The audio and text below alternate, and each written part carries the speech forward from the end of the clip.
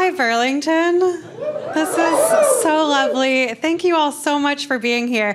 I wanted to film my special here because I had been to Burlington one time.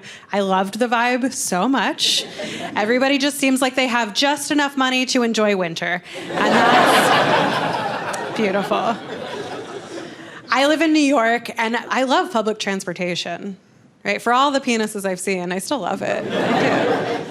You know why? Because I'm a really insecure person, like especially about like the way I look and how I'm doing in life at this point. So then I ride the bus and I feel better. Do that. If you're ever having a bad day, find a bus and ride it. Because you'll get on there and you'll look around and be like, I'm doing all right. Yeah.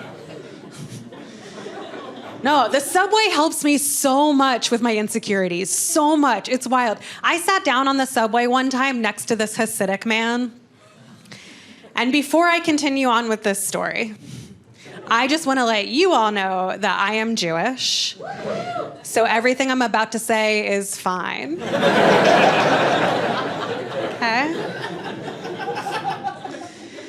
Another thing you should know is I'm from Kentucky. And in Kentucky, we don't have Hasidic Jews. That's not a thing. It's the curly Q Jews, by the way. I don't know if you guys know. We don't have them. So when I moved to New York and I saw them, I got all excited and I called my friends back home in Kentucky and I was like, you guys, they have extreme Jews here. But what my friends were picturing was not a Hasidic Jew. My friends were picturing just like a guy going skydiving while wearing a yarmulke. They're picturing a guy who's like, extreme Jew. You know, a guy who's like, oh, I actually don't need a parachute. I have a talit. So an important rule to know for Hasidic Jews is it's this thing called shomer nagia, and it means that they're not allowed to touch members of the opposite sex if they're not related or married. So I sat down on the subway next to this Hasidic man. And as I sat down, the train rocked, and then I accidentally brushed up against him. And then he intentionally recoiled away. He got as far away as he possibly could and started praying under his breath in Hebrew. That's the sexiest I've ever felt.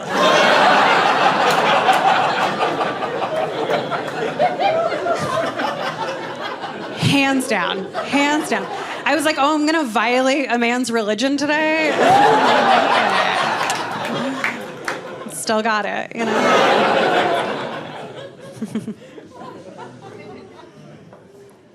I love public transportation. I do hate flying.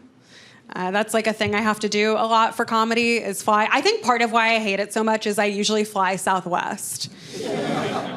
Do you guys fly Southwest or you're doing well? It's tough, man. I fly it because it's a good deal, right? If you're not familiar, on Southwest, you get 2 free checked bags. The only catch is you'll never see them again. It's the most expensive way to take out the trash, actually. So you pack it up and you buy a ticket. If you've ever asked the question, can an airline have clinical depression? Southwest is here to answer, yeah, we sure can. I can't think of any other explanation for them because they act like me trying to get out of a party where they'll be like, I'm sorry, guys, but I think I'm gonna cancel. And you're like, why? What's wrong? And they're like, oh, nothing really. It's far. I don't feel like going. I was on the phone one time with Southwest customer service, and the woman on the other end was trying to make polite small talk with me while she waited for her Windows 98 to reboot or whatever. So she asked me, she said, what do you do for a living? And I said, oh, I'm a professional comedian. But what she heard me say was, oh, I'm a professional Canadian. And then she just accepted that. That's how much they've seen. Everybody who works there has been there too long and seen too much. Because the only follow-up question she had was, what are the hours as a Canadian? I didn't know. Good God. I travel a lot. It worries my parents. I think that I travel so much by myself.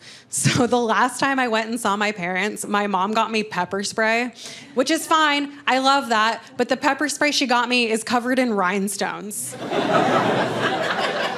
Don't do that. Don't bedazzle my weapons. I don't need it.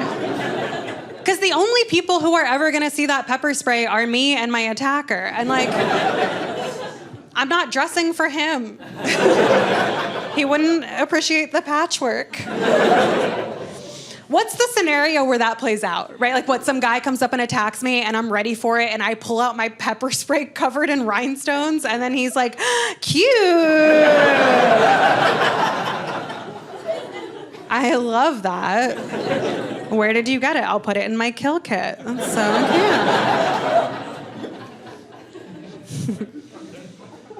My mom worries about me because she watches too much news, and I think it's clouded her perspective of the world. Which, like, I don't know. I mean, she has a point. The world feels bad right now, right? Doesn't it feel worse than it used to? Okay. Do you guys ever think maybe things wouldn't feel so bad if we had all just forwarded those emails to our 10 friends?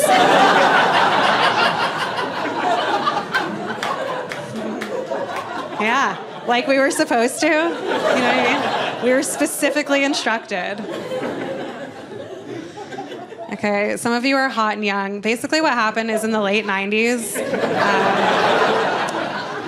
we got the internet, which was like such an exciting time. But we didn't really know what to do with it because we couldn't watch porn yet. So while we waited for that technology to advance, we sent chain emails to everybody. And they varied, right? Some of them had fun facts, some of them had inspirational quotes, but at the bottom, they were all the same. At the bottom, they all got very dark and threatening.